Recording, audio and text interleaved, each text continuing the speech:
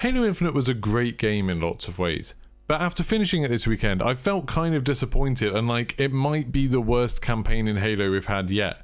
In this video, I'm going to explain what I mean by that. If you haven't finished the game and you care about spoilers, go finish it, then come back and watch the rest of this video because there are going to be loads of spoilers from here on out.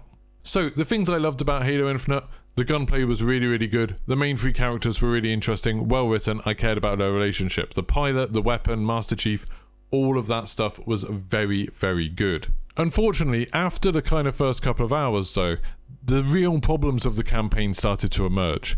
The first big one is the plot. We've got two main enemies in this game, the Banished and the Harbinger. The Banished are like this scrappy offshoot of the Covenant that were introduced in Halo Wars 2.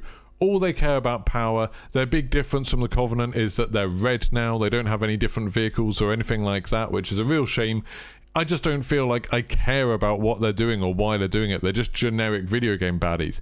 And then the Harbinger is this like mysterious being that goes around saying that there's mysteries of Halo Zeta, and it's never explained to us why we should be scared of her in any way, and then we kill her at the end. I've got no idea why she was the last boss. It just feels like a massive anticlimax. Think about the enemies we've lost to have the Banished and the Harbinger instead.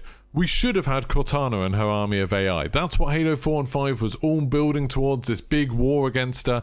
And while it's mentioned a couple of times in Halo Infinite, the crazy things she can do, like getting a space station to kill itself just so she can take out the Spartan 4s that are training there, we never get to fight her because that whole thing happened before the game starts. Why, if we're meant to be Master Chief, are we as players trying to piece together what happened before this story started when Master Chief already knows? That seems like a massive disconnect and a good way to make you detached from your narrative perspective on a story, which seems like a really bad idea to me. Also, because we don't get to fight against Cortana at all, we don't have the Guardians, which were built up as this huge threat in Halo 5, and then we just never see them. Like, we see them in a couple of little cutscenes where they destroy a planet, but apparently Cortana didn't think to bring any to Zeta Halo with her. There's no Covenant in this. The Banished are like this poor substitute for it. The Covenant had history and religion and loads of different characters and the Arbiter and that sort of complex relationship.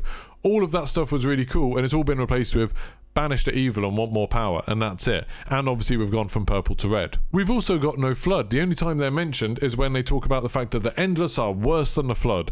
Bear in mind, the Flood attacked the galaxy, were basically unstoppable, and the only way they found to kill them was to wipe out all sentient life in the galaxy, and even that didn't work. The Flood are already terrifying enough. We don't need this kind of Fast and the Furious style one-upsmanship of saying, oh well, we need to go bigger for the next sequel, we need to do something crazier. The Flood are already scary enough, and they could have done something interesting with that, maybe having a new Gravemind that thinks differently to the previous ones or something like that. But nope, the Flood just aren't in this at all. The second big problem was the mission structure. Every campaign mission felt basically the same. You were going through blue Forerunner corridors over and over again, just loads of triangular corridors that in the second half of the game started turning into golden corridors, like you were going through the inside of a Toblerone packet. It never felt varied, it never felt interesting. Think of some of the best missions we've had in previous Halo games. Things like the Maw at the end of Halo, where you're doing that crazy run through the breaking up Halo. Or think of Halo 3, where you were fighting two Scarabs at a time and sort of landing on them and boarding them and taking them out. Think about the sniper missions we've had, the times that you've gone to space. We had so many cool missions in previous Halo games. And in this one, it's just corridor after corridor. And often you'll get into a big room, there'll be some walkways around the edge, and then you clear out a load of enemies and then have to find a power seed. Later in the game, that changes to finding 2 power seeds to power up a grav lift. Near the end of the game, you get 3 power seeds to find to power up a lift. It's really tedious, constantly just going around doing the same thing over and over and over again.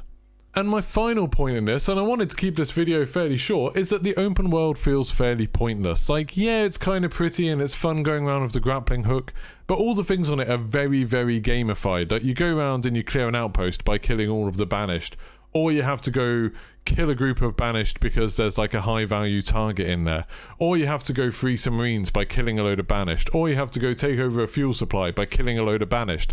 It's always just doing the same thing. You go and kill all of the enemies and then sometimes interact with a couple of things, and it never feels like it progresses the world. The world never changes based on what you're doing. I would have loved it if maybe when you freed so many Marines you got access to new missions where you could use those Marines to go with you to go and achieve something. That would have been very cool. Maybe we could have met up with other Spartans Spartans. Like, there are a load of dead Spartans around that have been killed by the scary Spartan killer that you take out in like 20 seconds later in the game. I mean, on normal difficulty, obviously. I'm sure it's very hard on later ones. Although I have seen people do it instantly using a load of fusion coils. What happened to, like, Osiris team? What happened to Blue team? Where are all of the other Spartans that you would have thought would have been coming along with you? It feels like all of these kind of awesome things that we got in previous Halo games have just been abandoned for the sake of this reboot, and instead they've just stripped it back to the absolute bare necessities, which feels like a real shame.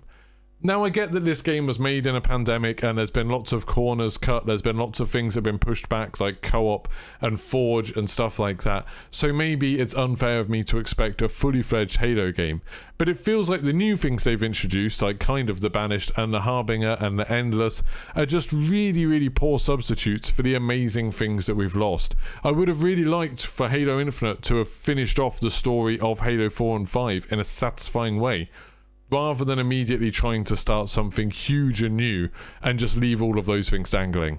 So let me know in the comments what you think. Did you like this game? Did it disappoint you? Did it live up to your expectations? If you liked the video, don't forget to leave a like, subscribe, turn your notifications on, and I'll see you soon. Goodbye.